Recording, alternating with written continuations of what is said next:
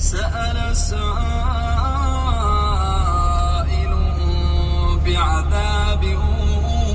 واقع للكافرين ليس له دافع من الله ذي المعارج تعرج الملائكة والروح إليه في يوم كان مقداره 50,000 سنة فاصبر صبرا جميلا إنهم يرونه بعيدا ونراه قريبا يوم تكون السماء كالمهل وتكون الجبال كالعهن ولا يسأل حميم حميما يبصرونهم يود المجرم لو يفتدي من عذاب يومئذ ببنيه وصاحبته وأخيه وفصيلته التي تؤويه ومن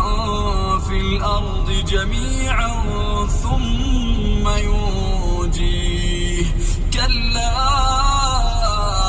إنها لظى نزاعة للشوى تدعو من أدبر وتولى وجمع فأوعى إن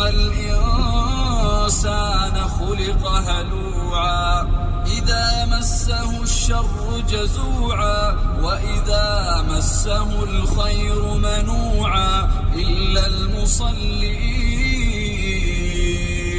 الذين هم على صلاتهم دائمون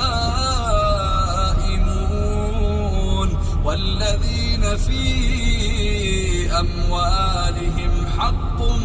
معلوم للسائل والمحروم والذين يصدقون بيوم الدين والذين هم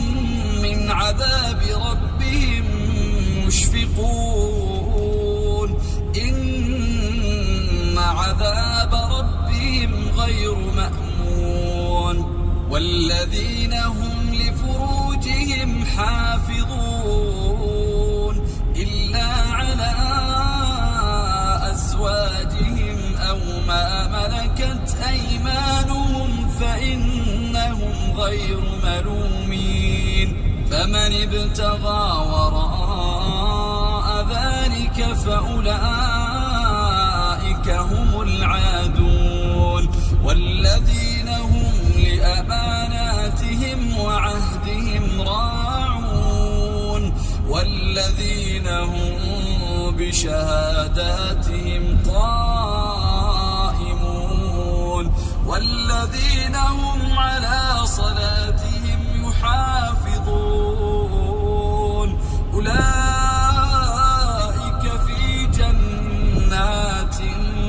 مكرمون فما للذين كفروا قبلك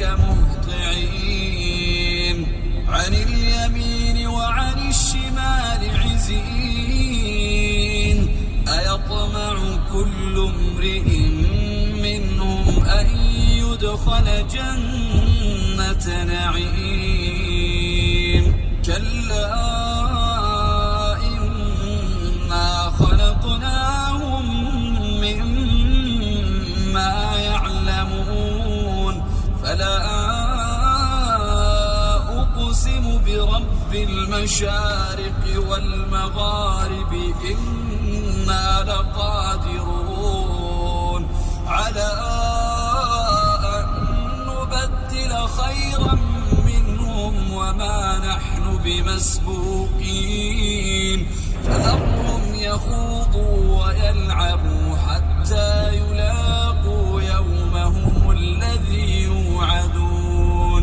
يوم يخرجون من الأجداث سراعا كأنهم إلى نصب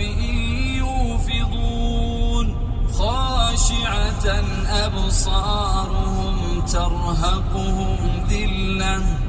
ذلك اليوم الذي